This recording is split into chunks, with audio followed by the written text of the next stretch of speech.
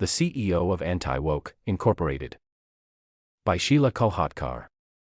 In June, as the sun set on Dublin, Ohio, a well-to-do suburb of Columbus, several dozen people dressed in golf shirts and floral shifts filed into a small auditorium to listen to a talk by a new neighbor.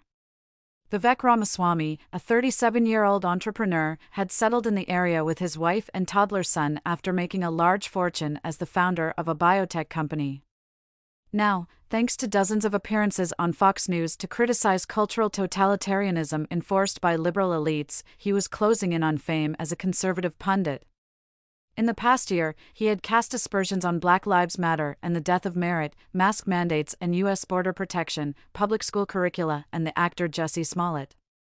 All the flame-throwing had established him, in the words of one anchor, as the network's woke and cancel culture guru. Ramaswamy has perfect-looking teeth, a high forehead, and a thick shock of hair that rises into a swirl at his crown. Out on the sidewalk, he'd hastily replaced his flip-flops with sneakers, in a nod to formality. At the front of the auditorium, perched on a stool, he spoke into his microphone with a showman's brio, as if addressing a far larger crowd. He enjoyed forums like this, where there's no agenda, there's no objective, other than to create spaces for open conversation, for people to be free to say, and feel free to say, the kinds of things that they might have wanted to say behind closed doors, he said, smiling brightly.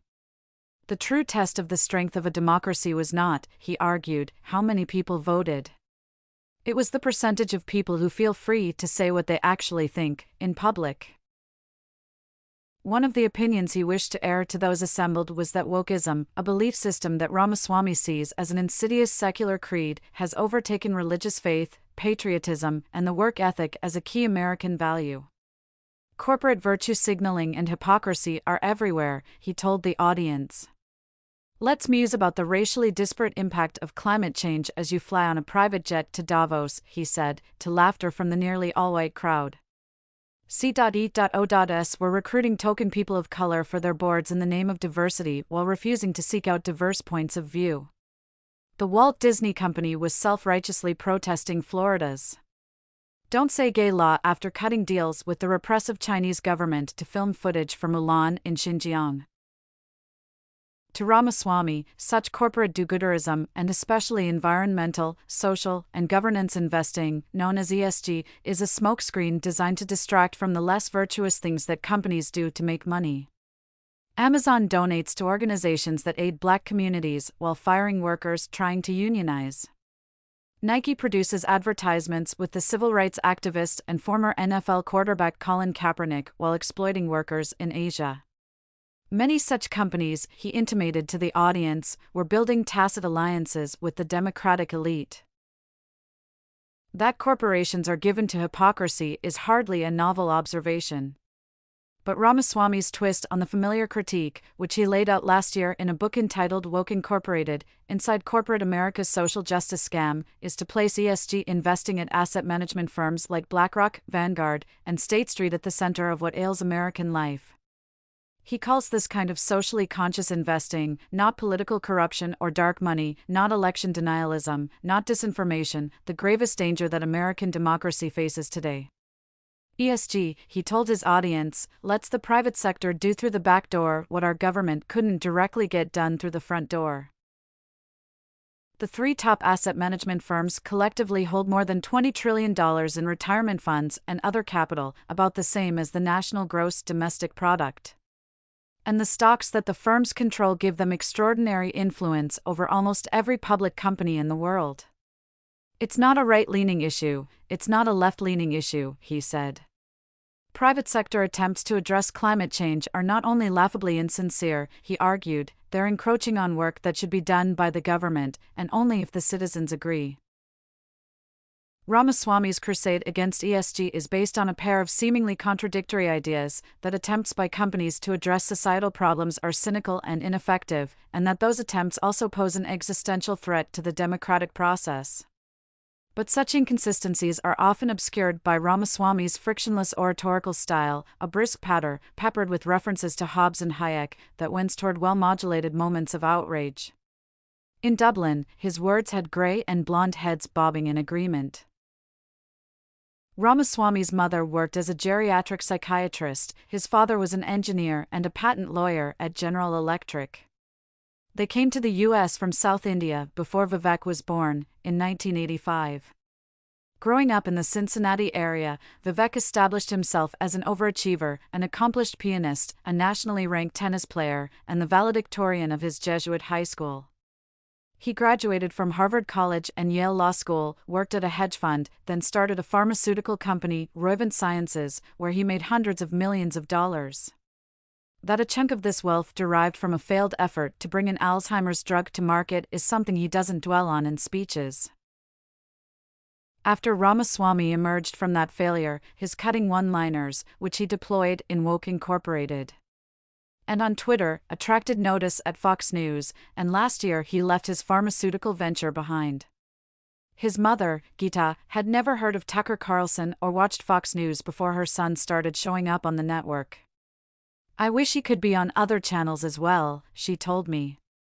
But, to her chagrin, and to his, though he's slower to admit it, other networks weren't biting.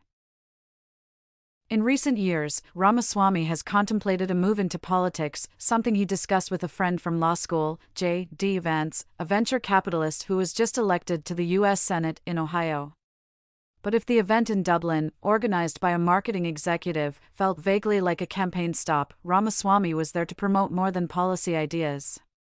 Although he'd begun his talk by saying there's no agenda, it eventually turned into a sales pitch for an investment company he'd just started.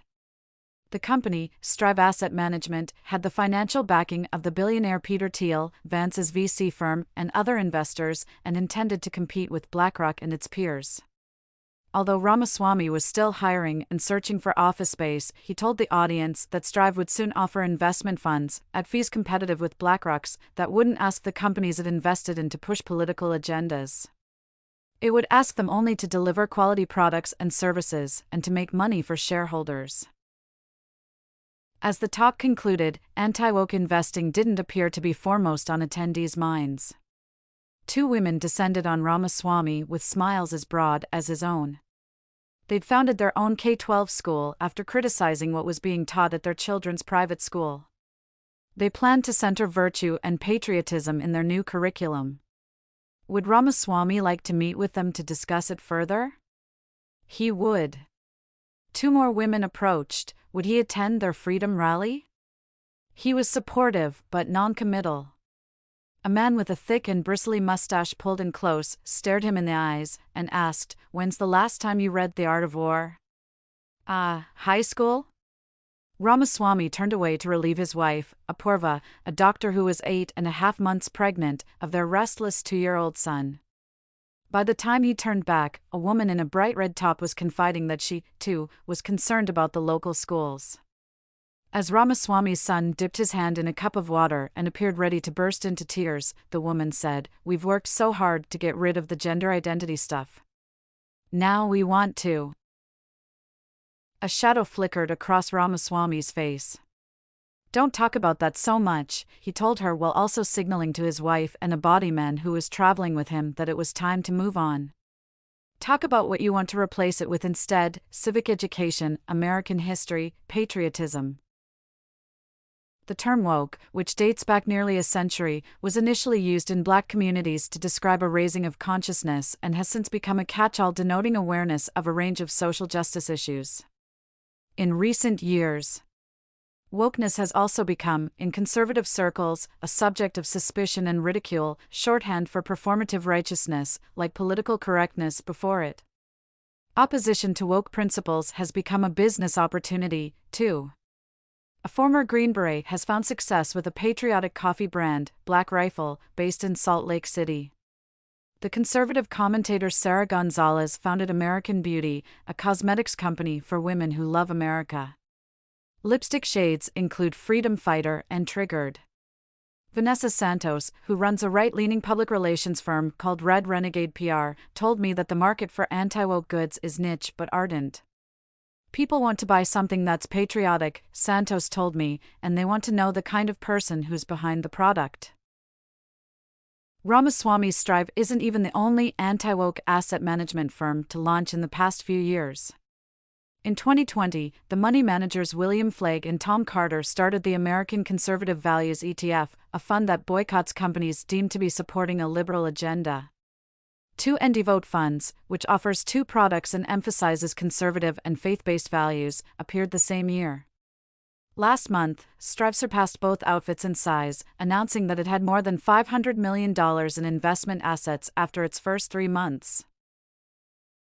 What Strive sells are E.T.F.S, exchange-traded funds, which consist of a basket of stocks or bonds, similar to a mutual fund.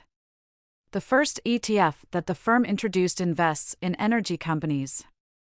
It was soon followed by an ETF that focuses on the semiconductor industry.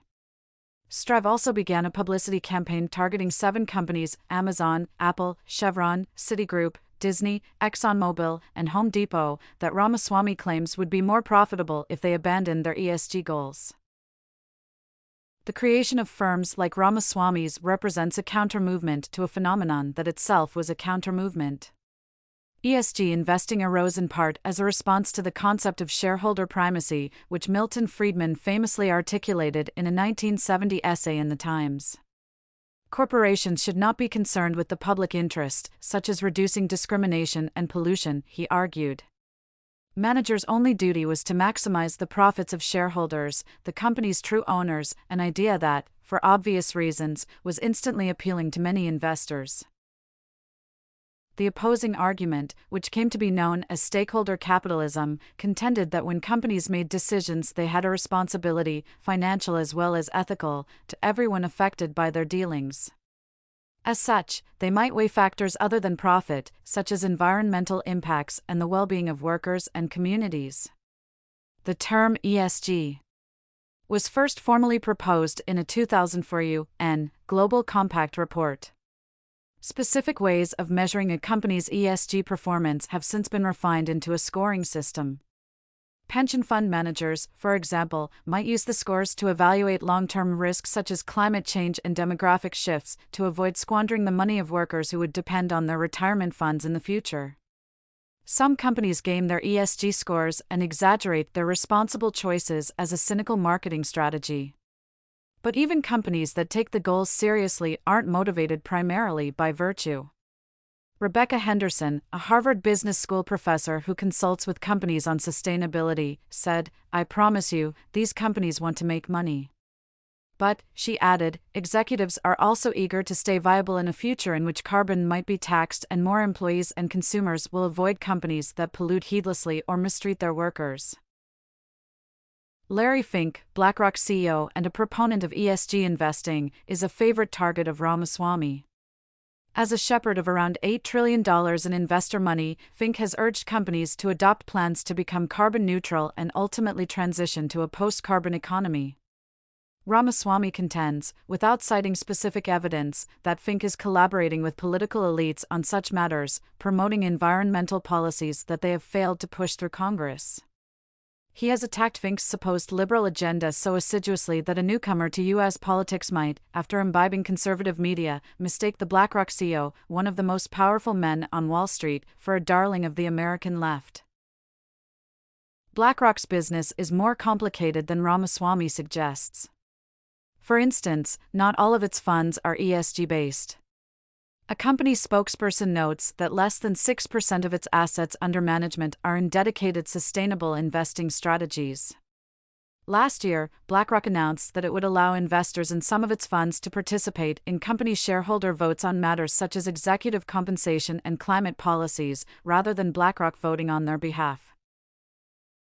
Some skeptics of Ramaswamy speculate that, for all his insinuations about Fink's alliances, he's part of a well-established campaign that is guided by right-wing megadonors and is intent on sabotaging climate change measures. Ramaswamy dismisses such notions. He's down, he says, with the grassroots people, conservative patriots who are fueling anti-ESG backlash that has reached Republican-controlled legislatures from Texas to West Virginia. In October, Louisiana announced that it would withdraw nearly $800 million from BlackRock. Similarly, Florida later declared that it would divest $2 billion from the company. Bill Ackman, the founder of Pershing Square Capital, a $15 billion hedge fund, was, behind Thiel and his affiliates, the second biggest seed investor in Strive. Still, he told me, he disagrees with much of what Ramaswamy says. My experience, at least with the companies we know, is that being thoughtful with everything from packaging to environmental considerations is generally something that's good for business. If Exxon were smarter, they probably should have made some earlier stage investments. They should have put up capital in the first round of Tesla. Nonetheless, Ackman appreciates Ramaswamy's emphasis on what he thinks is an unhealthy concentration of capital in the asset management industry. A world in which 3 fund managers are controlling corporate America is not a world that's good for America, Ackman said. Because BlackRock and its competitors make most of their money through fees, he said, and don't own the stock they control on behalf of their investors, they have little at stake in the outcome of policies that they're promoting.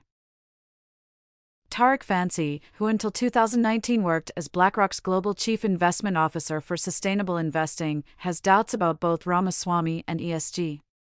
He has concluded that sustainable investing, at least as BlackRock was practicing it, is counterproductive. ESG creates an illusion of progress that allows people to avoid harder, more meaningful ways of addressing climate change and other problems. He said that most ESG investing, which he differentiated from corporations trying to make themselves greener, takes the form of divestment, choosing not to put money in, say, fossil fuel companies. Such discrete redirections of resources, he suggests, are unlikely to build into movements powerful enough to provoke broad policy change. Look at the Middle East, Fancy said. They'd talk about not having investments in alcohol, but they never thought that it would stop people in France from drinking wine. He also noted that Ramaswamy and other conservatives say that the government, not people like Larry Fink, should address climate change, but fail to acknowledge that the political and regulatory process has been distorted by corporate interests. If they were serious, they would follow the argument to its natural conclusion, he said. You would want to get money out of politics. The more likely reality, Fancy believes, is that the Ramaswamys and Thiels of the world would prefer to see little to no government action on climate change, labor practices, diversity in boardrooms, or other issues. When I asked Ramaswamy why he ignores how money in politics compromises the regulatory and legislative process, the issue seemed to bore him. People had been fretting about getting money out of politics for years, he said. His Larry Fink-esque left-wing bogeyman theory, by contrast, felt fresh. But didn't the enormous concentration of wealth in the hands of a few pose a serious threat to democracy? Not necessarily, he replied. You can buy your yachts, you can buy your houses, you can buy your nice cars, but you shouldn't be able to buy a greater share of voice as a citizen, he said. The ultra-wealthy did buy more of a voice, I pointed out, by influencing the political process at every level, from choosing the president and hiring lobbyists who write legislation to pouring money into school board elections. He picked up his phone, as if to seek out a more interesting conversation. I just don't think that's the biggest problem. Shortly after Ramaswamy was born, his family commissioned his horoscope, which predicted that he was destined for greatness. He would later say that his family bestowed on him, their firstborn, a sense of deep-seated superiority and an expectation that he would outperform the average mediocre Joes with whom he went to school. Geeta told me that she and her husband, known as VG, believed that Vivek and his younger brother, Shankar, as children of immigrants, would have to work harder to succeed than the children of American-born parents. There are a lot of things we didn't know, being from India, she said. In 8th grade, at a large and economically diverse public school, Vivek was roughed up and pushed down the stairs by a black student. An injured hip required surgery, and his parents decided to enroll him in a private preparatory school. When I first asked Ramaswamy if that incident influenced his views on race, he seemed not to have thought much about it. But some days afterward he wondered aloud if the experience had precipitated his doubt that members of one underrepresented group had a unique claim on being discriminated against. All human beings can be on both the giving and receiving end of that. A strain of animus toward Black Americans runs through much of Ramaswamy's public commentary. After a foundation that has been linked to Black Lives Matter was discovered to have spent donations on high-end real estate, he started to quip that BLM should stand for big lavish mansions. In our conversations, he could be similarly antagonistic, as when he discussed how today's civil rights activists, a group he defined as comprising Al Sharpton, Jesse Jackson, and Ibram X. Kendi, had sold out to corporate America. He couldn't say exactly how Kendi had sold out, but he believed that Jackson, the Baptist minister and former presidential candidate, who is now in his 80s, had profiteered on his standing as a civil rights leader. Ramaswamy likened this to extortion, but later clarified that the extortion attempts he meant to criticize were racial equity audits conducted by the former attorneys general Eric Holder and Loretta Lynch and their law firms. Corporations such as Starbucks and Verizon, he said, felt that to avoid accusations of racism they had to hire the firms, often at great expense, to assess their diversity policies. I definitely find the idea of systemic racism revolting, Ramaswamy told me. He allowed that it had existed in the U.S. at moments in the past, offering the era of slavery as one example. But racism was atrophying, he said, so societal goods should not be unevenly distributed on racial grounds. He mentioned a white, heavy-set conservative male classmate at Harvard who was considered uncool, and argued that the social pecking order was stacked against him more than some athletic black kid who came and got a place on the basketball team. Ramaswamy blamed affirmative action and similar policies for forcing elite institutions to lower their standards, and said that the current narrative of systemic racism creates more racism than would otherwise exist. Affirmative action is the single biggest form of institutionalized racism in America today, he concluded. Ramaswamy's political awakening began not at home but in the company of a conservative Christian piano teacher with whom he took private lessons from elementary through high school. As he worked his way from the easy Bach preludes to Mozart's Rondo alla Turca, the teacher, who became something of a godmother, railed against Hillary Clinton and extolled the virtues of free speech, patriotism, and Ronald Reagan. A conservatism that puts its faith in unfettered markets would come to inform even Ramaswamy's understanding of caste relations in the Indian state of Kerala, where he spent summers with his family. Ramaswamy's family is Brahmin, the highest caste in the Hindu hierarchy. In Woke Incorporated, he maintains that American-style capitalism is repairing the damage of that pernicious system, writing approvingly that a lower-caste guy in India can now deliver Domino's pizza and my family tips him to show their appreciation. At Harvard, where he majored in biology, Ramaswamy joined the South Asian Association but was more interested in American politics. Identifying as a libertarian, he became president of the Harvard Political Union. He also performed Eminem covers and original free market-themed rap songs as a kind of alter ego called Vivek. Paul Davis, who lived in a dorm with Ramaswamy and later worked with him at his pharmaceutical company, said he knows his views and style rubbed some people the wrong way, but he didn't care. At the time, Ramaswamy was irritated by what he saw as groupthink all around him. One of his classmates' campaigns, a push to raise wages for janitors on campus, prompted him to lash out in the Harvard Crimson. The article was an early demonstration of his glee at puncturing what he sees as liberal pieties. Those supporting a wage increase, he wrote, had inadvertently linked the fundamental human worth of the workers they were championing to the paychecks they received. True, a bigger paycheck might give the janitors more financial stability. But the higher pay, more than the laws of supply and demand would require, he claimed, would signify that Harvard students felt sorry for the janitors. This would harm the janitors in other ways, as a condescending strain of sympathy subtly yet naturally replaces the mutual human respect that otherwise would have existed. The summer after Ramaswamy's sophomore year, he took an internship at a $9 billion hedge fund called Amaranth Advisors. He thought that working in the firm's biotech division, where a team of doctors and scientists evaluated stocks for the firm to invest in, might be more exciting than working in a lab. Woke Incorporated records his disillusionment with the experience.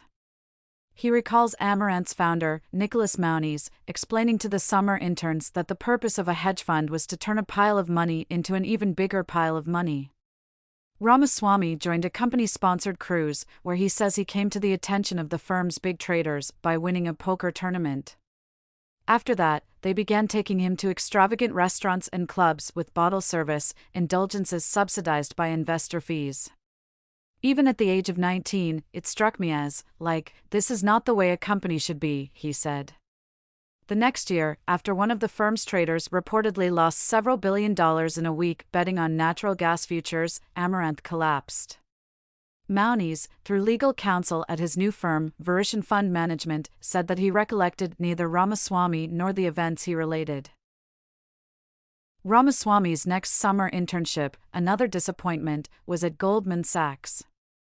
He describes the inner workings of the firm as a charade, with jaded bankers in hand-tailored dress shirts doing little while making a show of how busy they were. He was especially struck by what was often called Service Day, when employees engaged in volunteer projects around the city. One day, he recalled, he and some coworkers gathered at a park in Harlem for a tree planting session. A Goldman boss showed up in Gucci boots, told the employees to take photographs to document their presence, and then split. The group reconvened shortly afterward at a bar. A former Goldman executive who participated in the volunteer program for nearly 2 decades told me that, although the flavor of the episode seemed credible, it was hard to imagine an entire group abandoning a project before starting. When Ramaswamy remarked to a colleague that it should be called Social Day, not Service Day, the colleague asked him if he'd ever heard of the Golden Rule. To treat others as one wished to be treated, Ramaswamy offered. No, the colleague told him. He who has the gold makes the rules. After graduating from Harvard, Ramaswamy took a job as a biotech stock analyst at QVT, a hedge fund in New York City led by physicists he considered brilliant. He learned about financial engineering and how to evaluate investment opportunities, but after a couple of years he got restless. In 2010, he spent a day auditing classes at Yale Law School, where he'd previously deferred enrollment. Sitting in on a criminal law course taught by Jed Rubenfeld, Ramaswamy was mesmerized. I am inherently interested in questions of justice, he told me. It was a disciplined way to explore and figure out what I believed about things. I thought, I have to do this. While continuing to work at QVT, he enrolled at the law school. In the years he was there, he said, he made around $10 million. At Yale, he established important connections with Vance, a fellow Cincinnati Bengals fan, Teal, who hosted an intimate lunch seminar for select students, and who later staked him on a venture helping senior citizens access Medicare, and his future wife, Apurva, who lived across the way from him while attending medical school. Ramaswamy stayed at the hedge fund job after getting his law degree, and also took a stand-up comedy class.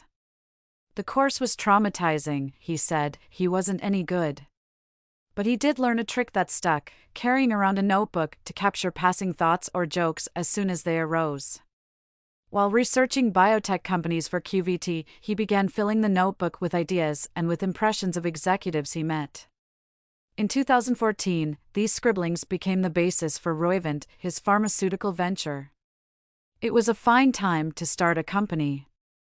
Venture capital investors were flush with cash and searching for ambitious young men with startups that they could invest in. The pharmaceutical development process, which involves moving drugs through rounds of testing and approvals, is slow, and drugs are often abandoned along the way. Sometimes a drug doesn't work. Other times, the decision to drop a product is economic. Executives determine that the drug, no matter how effective, won't be profitable or won't align with their business strategy. Ramaswamy's idea was that Roivant could license drugs that had been left languishing, take them through the rest of the development process, and share the proceeds with the original manufacturer. Ramaswamy had no experience running a company. Nonetheless, he'd soon declare that Roivant would be the Berkshire Hathaway of drug development. He raised approximately $93 million from investors, among them QVT. Roivant had around 10 employees at the start, including Ramaswamy's mother and brother, and was organized in the spirit of a hedge fund, with subsidiaries that each specialized in a single medical issue, such as women's health or urology. Scientists and pharmaceutical experts hired for a subsidiary were offered equity in the company as an incentive to leave jobs at more established drug makers.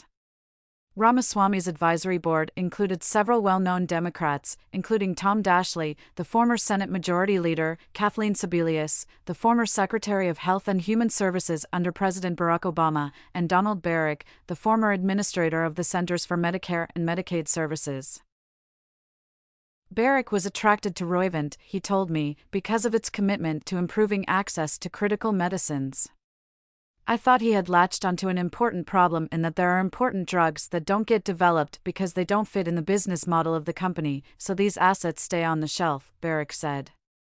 His idea was to get them off the shelf by making them attractive.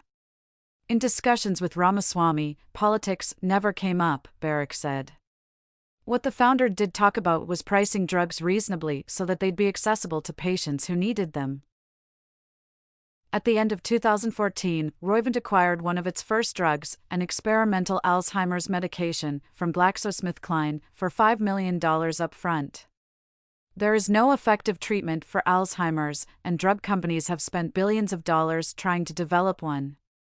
Gita Ramaswamy had worked for pharmaceutical companies that were developing treatments for Alzheimer's and other cognitive disorders, and had clinical expertise that would be valuable to her son's company.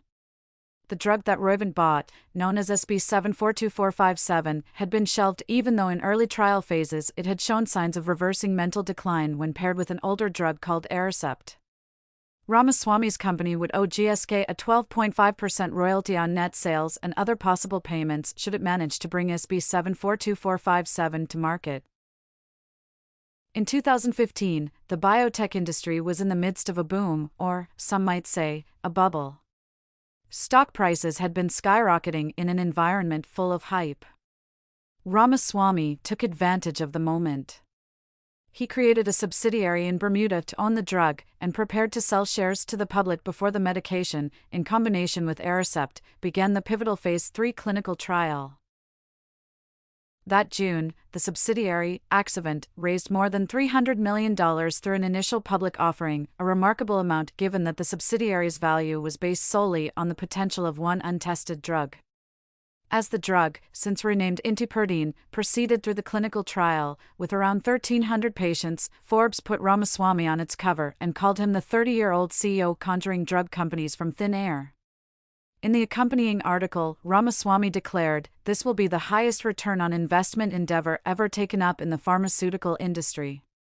The following year, Forbes named him one of the richest entrepreneurs in America under the age of 40.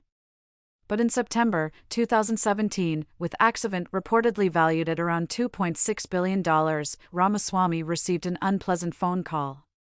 Intiperdine was a bust. It had failed to meaningfully improve the health or cognition of the patients in the clinical trial. It felt humiliating, Ramaswamy told me. Roivant had acquired another promising drug to treat prostate cancer that, when used in combination with a second drug, seemed to ease symptoms of uterine fibroids and endometriosis. But the prostate medication was years away from coming to market. "I'd let people down. I took it hard," he said. Even now, he says, the wounds from the fiasco aren't fully healed. However, he's come up with a positive spin on it. "My latitude for being willing to fail big is a lot higher than it was then."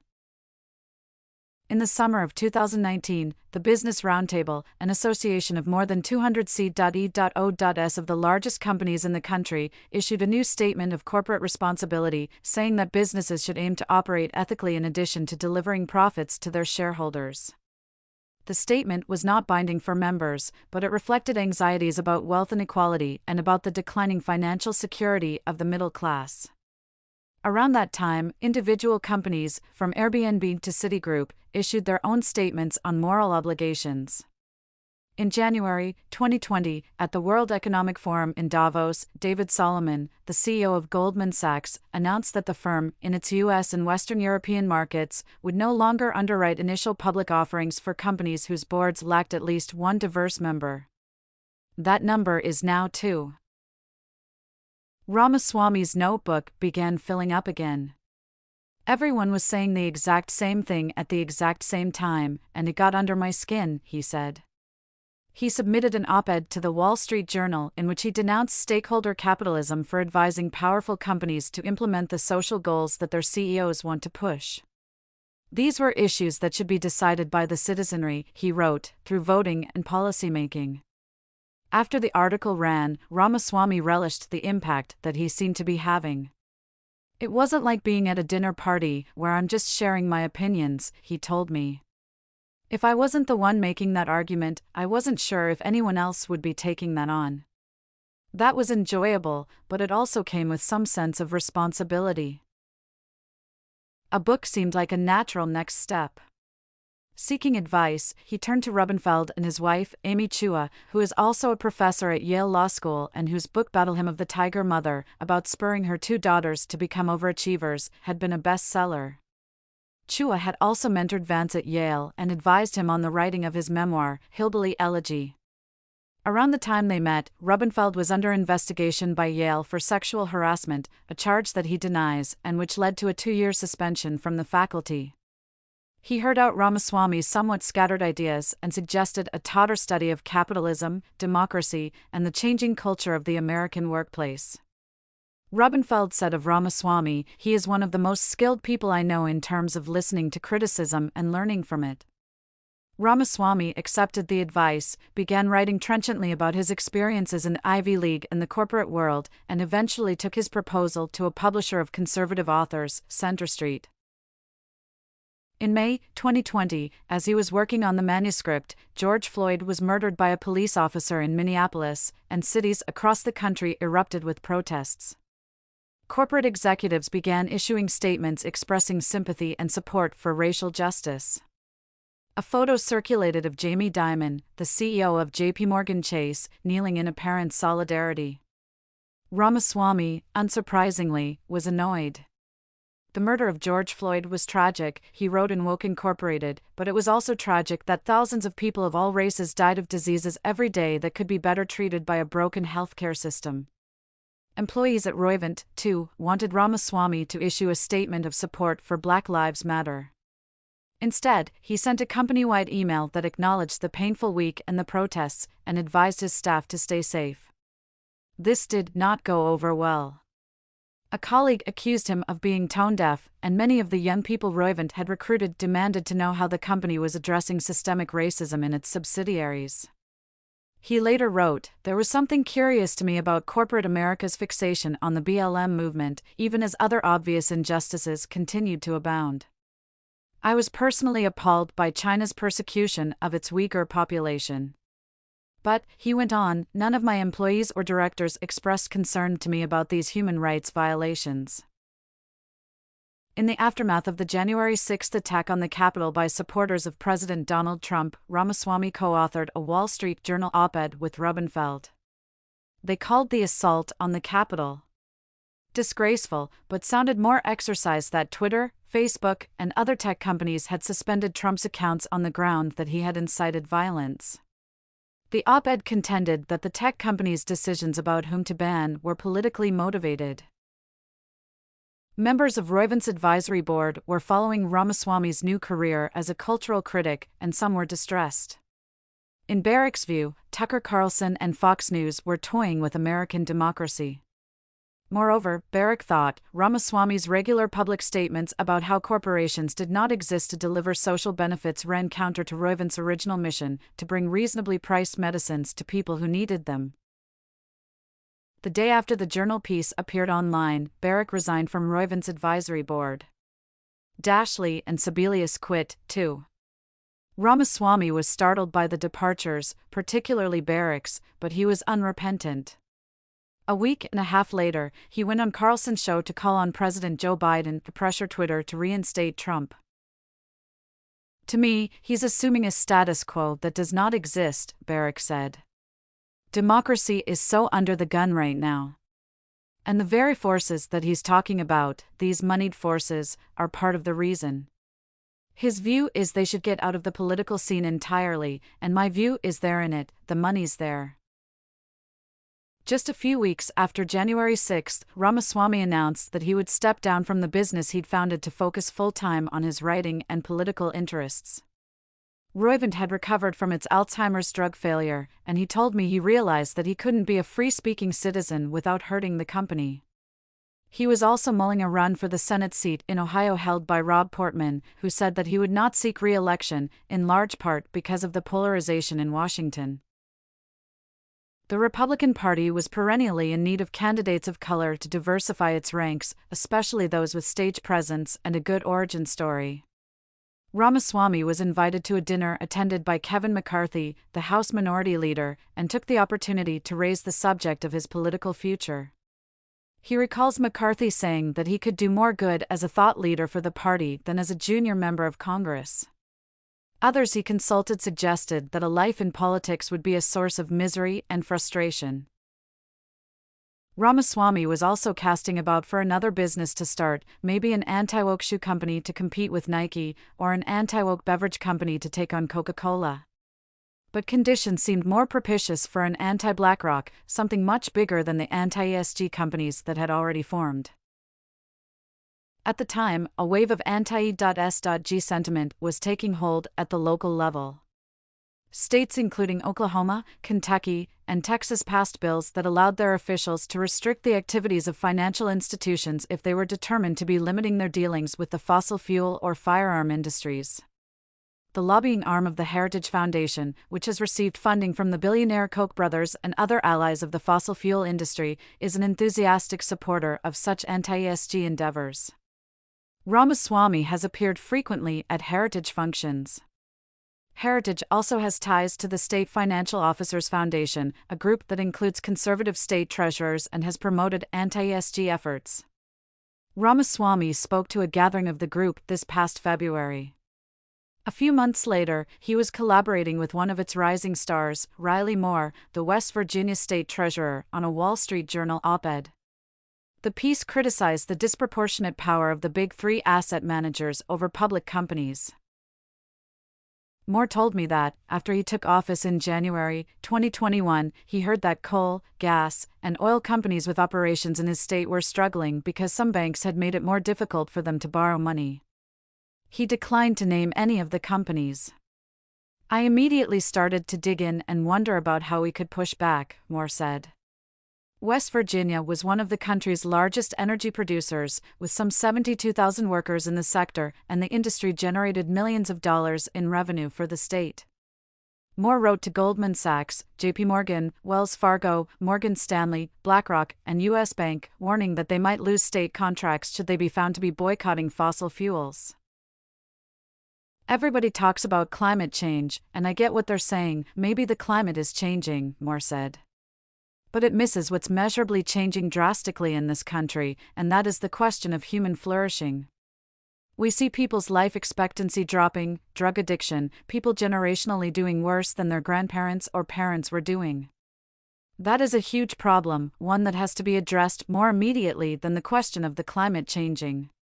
Here in West Virginia, that is a rich man's problem. Moore added that today some West Virginia coal miners make $90,000 a year. Meanwhile, small towns and local businesses have been gutted by Walmart. If they take our coal mining jobs away in certain parts of the state, the only jobs we have left are in Walmarts, he said. And that's not living. Some states that pass anti-ESG legislation could face a new set of economic difficulties, according to a recent study by Daniel Garrett, an assistant professor of finance at Wharton, and Ivan Ivanov, a senior economist with the Federal Reserve Bank of Chicago. They found that in Texas 5 banks paused or halted their underwriting of municipal bonds after anti-ESG laws were adopted in September 2021. The expert's estimate suggests that a loss of competition in the market cost Texas municipalities an additional $300 to $500 million in interest on bonds in the first 8 months. Earlier this month, the anti-ESG movement gained ground in unexpected territory. Vanguard withdrew from a large climate finance alliance, the Net Zero Asset Managers Initiative, which aims to encourage fund companies to reach net zero carbon targets by 2050. The company, which had been under pressure from Republican politicians, stated that it would track its own climate progress instead. Critics immediately accused the company of giving in to the anti-woke movement. Ramaswamy filed the news away as another victory. He was also gratified, this fall, by the response to a public letter he'd sent the CEO of Chevron, urging him to reject calls by BlackRock and other institutional shareholders to reduce carbon emissions and to increase investments in renewable energy. When I met Ramaswamy for dinner one night in Manhattan at his favorite Mexican restaurant, he told me he'd be meeting later that evening with Chevron's CFO. Ramaswamy seemed exhilarated by the thought that he, like Larry Fink, could start telling business leaders what to do. He'd been on a round of speaking engagements and was in the city with his body man to promote, among other things, a new book with a self-explanatory title, Nation of Victims, Identity Politics, The Death of Merit, and the Path Back to Excellence. As he tore into a plate of quesadillas with Hitler Coke, I asked Ramaswamy if his burgeoning reputation as a conservative firebrand had taken a personal toll.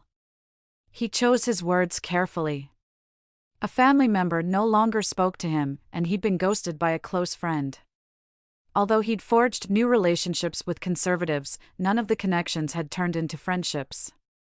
I feel like the public advocacy, or whatever you call what I've been doing in the last couple of years, has eroded more friendships than new friendships made up for it, he said. Although Ramaswamy delights in the visibility that his Fox News appearances bring, he wonders about the opportunities foreclosed. I feel like I recoil when I see someone describe me as a conservative, Ramaswamy said. Not that there's anything wrong with being a conservative. It's just not how I would describe myself. Fear of the label did not stop Ramaswamy from traveling to Washington, D.C., a few weeks later to receive the Gentleman of Distinction Award at the annual gala of a right-leaning organization called the Independent Women's Forum. The unofficial theme of the event, which took place in the Great Hall of a museum, seemed to be outrage about transgender athletes in women's sports. Still, the mood in the room was exuberant. The midterms were imminent, and Republicans were anticipating big gains. Ramaswamy had flown in from an investment conference in Las Vegas, where he had been interviewed alongside Mike Pompeo, the former Secretary of State, at an event entitled ESG for the China for Me. Somewhere along the way, he had upgraded his footwear to black brogues, and when he took the stage he delivered a speech less folksy than the one he'd tried out months earlier, in Dublin. He shared his child of immigrant story, quoted Abraham Lincoln and Martin Luther King, Jr., slammed ESG and tech censorship, and then got to the self-mythologizing portion of the narrative, that he had stepped down from his company, where he'd been working to develop a cancer drug, to fight a new kind of cancer afflicting our culture. That is this new secular religion in America that says that your identity is based on your race, your gender, and your sexual orientation, full stop, he said. That America is a systemically racist nation. That if you're black, you're inherently disadvantaged. That if you're white, you're inherently privileged. The following month, the Republicans' disappointing performance in the midterms led to furious intra-party debate over whether to remain loyal to Trump or to move on. But a point of consensus seemed to be that the quality of the party's candidates mattered. After people started suggesting that Ramaswamy run for president, he found it hard to shake off the idea. Maybe he was the right person to unify the country around shared values that, at the D.C. gala, he underlined in a pounding conclusion. The idea that no matter who you are, or where you came from, or what your skin color is, that you can achieve anything you ever want in this country, with your own hard work, your own commitment, and your own dedication, that, he said, his voice soaring, is the American dream. Moments later, he was engulfed by admirers. Frank Coleman, of the Cigar Association of America, who claimed that the FDA was trying to kill the industry by threatening to ban flavored cigars, had never heard of Ramaswamy before, but said, it was a tremendous speech. Tulsi Gabbard, the former congresswoman and 2020 presidential candidate who'd recently announced that she was leaving the Democratic Party, called Ramaswamy courageous. Mark Meadows, Trump's former chief of staff, used the same word. An hour later, Ramaswamy was still fielding well-wishers when he realized that he needed to get to the airport. It was wheels up soon, and he had places to go. Diamond suit.